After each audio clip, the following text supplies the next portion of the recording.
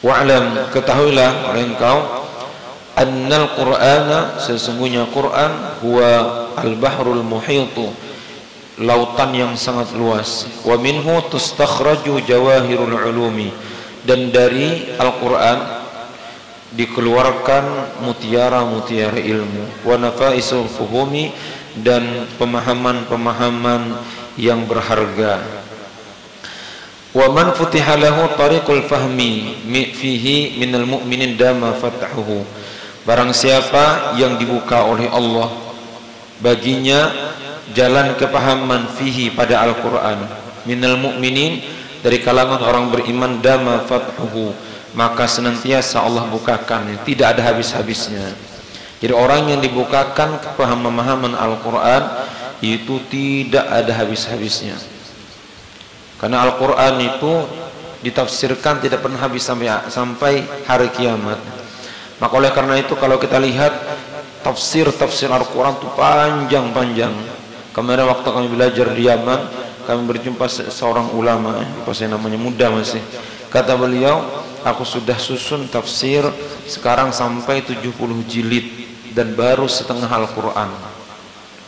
70 jilid itu kalau kita baca dari sejak lahir sampai mati tidak habisnya. Beliau susun, kata beliau 70 jilid. Itu belum, katanya baru setengah daripada Al-Quran yang beliau tafsirkan. Jadi Al-Quran itu pemahaman sangat-sangat luas ya. Jadi beliau, barang siapa yang dibukakan pemahaman atas Al-Quran itu, maka Allah akan bukakan senantiasa. Cuma memahami Al-Quran tidak boleh dipahami kita baca kemudian kita pahami sendiri. Ini baru beberapa malam ini aku lihat ada satu video, ada seorang muslim yang taat, berasal dari keluarga taat, akhirnya murtad, keluar dari agama Islam dan berpaling kepada agama lain. Berasal dari mana itu? Berasal dari baca Al-Quran, memahami sendiri, kemudian ia bandingkan dengan kitab lain, mengambil kesimpulan sendiri. Akhirnya ia pun keluar daripada agama Islam, memeluk agama lain. Ia menganggap agama lain lebih sempurna. Kenapa? Karena memahami Al-Quran dengan pemahamannya sendiri.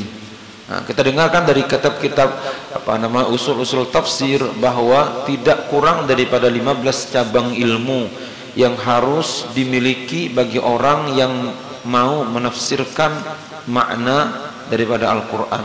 Karena Al-Quran bukan sembarangan.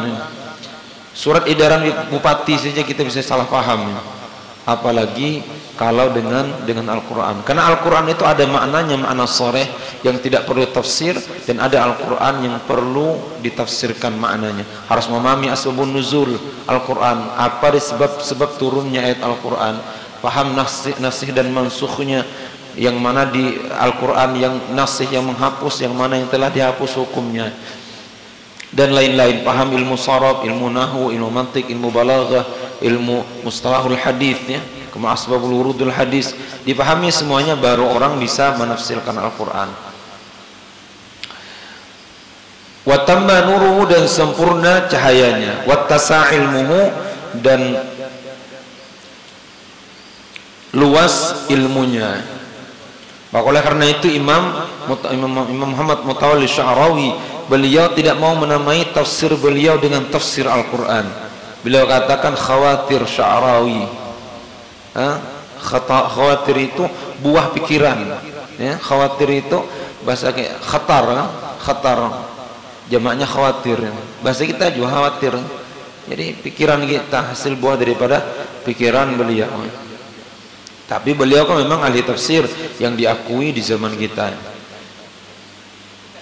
Wasara, dan bagi orang yang dibukakan oleh Allah pemahaman Al-Quran, wasara, dan menjadilah ia la yamallu qira'atahu, tidak pernah bosan membaca Al-Quran, lailan wala naharan, si malam dan siang hari, tidak pernah bosan. Mungkin ini yang menyebabkan Nabi kita Sayyidina Muhammad, para ulama terdahulu seperti Sayyidina Uthman bin Affan, Sayyidina Nu'man bin Thabit Al-Hanafi radhiyallahu ta'ala anhum ajma'in, yang mampu menghatamkan Al-Quran dalam satu rakaat witir saja. mungkin mendapatkan kenikmatan. Karena kalau kita paksakan baca Al-Quran dalam satu rakaat salat witir, pasti kita akan KO. Mungkin mereka mendapatkan kenikmatan yang disebutkan di sini, tidak pernah bosan karena Allah bukakan kenikmatan halawah, kemanisan tatkala membaca Al-Quran. Karena bersihnya hati mereka berbeda dengan hati kita. Kalau kita akan baca Al-Quran, minum kopi sudah 5 gelas minum kopi. Bawa baca Al-Quran itu paling 2 lembar sudah ngantuk. Oh, kuat itu Al-Quran. Nah, pengaruhnya lebih kuat daripada CTM. Itu bila baca Quran mata agak bekersi mata. Ya, mata. Nah, kadang-kadang tertidur di depan Quran ini. Coba kalau kita nonton TV, ya, Masya Allah, cagat mata. Nah. Kalau baca Al-Quran sudah Masya Allah, cepat ngantuknya. Karena sakinah turun, ketenangan jiwa turun. Jadi guru kami ada orang ngantuk di majelis ta'lim, itu bukan sakinah, itu syaitaniyah. Setan yang turun sehingga ngantuk di majelis ta'lim. Li'annahu wajada fihi maqsudahu. Karena kenapa nikmat tidak pernah bosan? Karena ia menemukan apa yang ia cari, ya. Wa talaba minhu bimatlubihi, dan ia dapatkan apa yang ia cari selama ini. Wa hadhihi sifatul muridis shadiq, dan inilah sifat orang-orang murid, itu orang-orang menginginkan kehidupan bahagia di akhirat. Qala Syekh Abu Madyan radhiyallahu ta'ala anhu, telah berkata Syekh Abu Madyan radhiyallahu ta'ala anhu. Kalau tidak salah Abu Madyan ini guru dari Imam Muhammad bin Ali yang kita dengar dengan faqih muqaddam. Gurunya namanya, nama beliau kalau tidak salahnya Abu Madyan, ya. Gurunya ahli sufi ini beliau. Apa kata beliau? La yakunul muridu muridan, tidaklah seorang murid itu menjadi murid hatta yajida fil Qur'ani kullama yurid, sampai ia mendapatkan di dalam Al-Quran setiap apa yang ia inginkan. Jadi orang itu tidak menjadi murid. Murid itu orang yang punya keinginan kuat untuk menjalani jalan akhirat. Tidaklah mendapatkan itu, kata beliau, kecuali setelah ia mendapatkan setiap apa yang inginkan ada dalam Al-Quran. Kayak apa caranya itu? Itu caranya menundukkan diri kita terhadap apa yang ada di Al-Quran. Nah, menundukkan diri kita terhadap apa yang ada di Al-Quran, ngumpati apa yang ada di Al-Quran.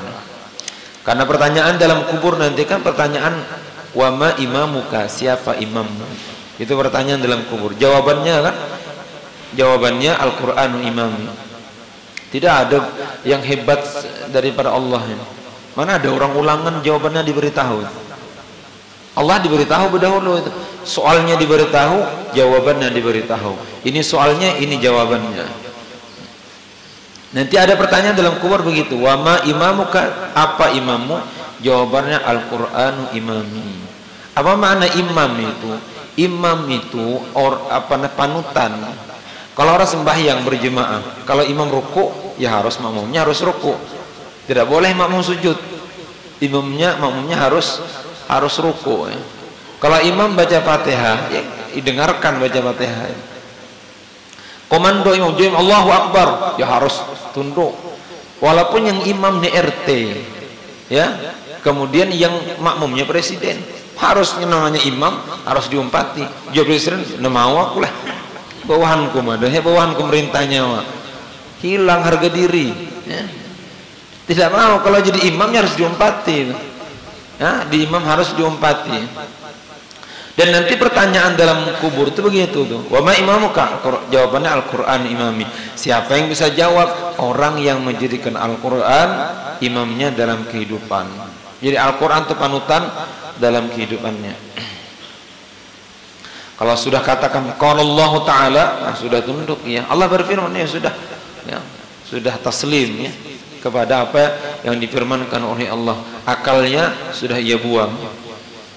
Mudah-mudahan bisa kita amalkan ya.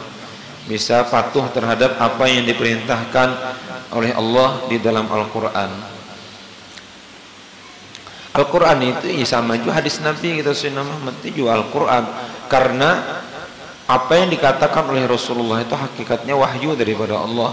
Nabi tidak berkata daripada hawa nafsu beliau. Wa ma yantiqu 'anil hawa in huwa illa wahyu yuha. Dan datangnya hadis Rasulullah itu menjelaskan sesuatu yang tidak bisa kita pahami dari Al-Qur'an. Datang hadis Rasulullah mubayyin, penjelas hadis Nabi kita Sayyidina Muhammad. Sembahyang zuhur dari mana kita tahu sembahyang zuhur 4 rakaat kalau tidak baca hadis Rasulullah? Dari mana kita tahu sembahyang maghrib 3 rakaat itu? Ya? Dan bahkan salat maghrib pun tidak ada dalam Al-Qur'an. Carinya salat maghrib muntamu dalam Al-Qur'an. Nah, itu ada pada hadis Nabi kita Sayyidina Muhammad sallallahu alaihi wasallam. Bahkan Al-Qur'an itu sendiri dalam praktek kehidupan tulisan, Al-Qur'an itu secara tulisan mushaf, tapi secara praktek ya Rasulullah sallallahu alaihi wasallam.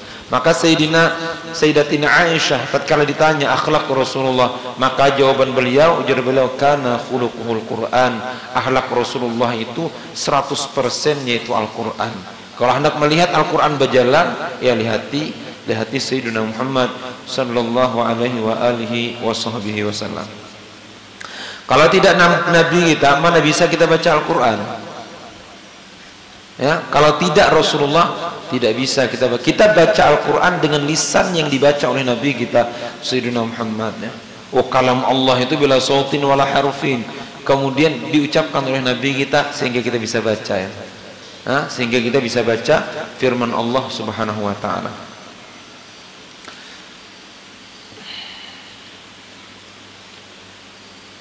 Mudah-mudahan kita jadi estafet terakhir dalam memegang Quran, ya, di zaman kita ini.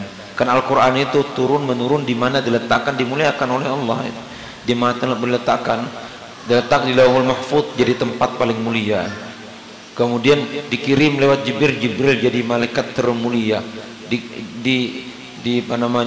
Dikasihkan kepada Rasulullah jadi nabi mulia, ya. Jadi di antara sahabat ada pemegang Al-Quran jadi sahabat-sahabat yang termulia. Kemudian sampai akhir zaman, ya, orang-orang yang memegang Al-Quran jadi Nabi kita, khairukum man ta'allama al-Qur'ana wa 'allamah. Orang yang paling baik di antara kalian orang yang belajar Al-Quran dan mengajarkan Al-Quran.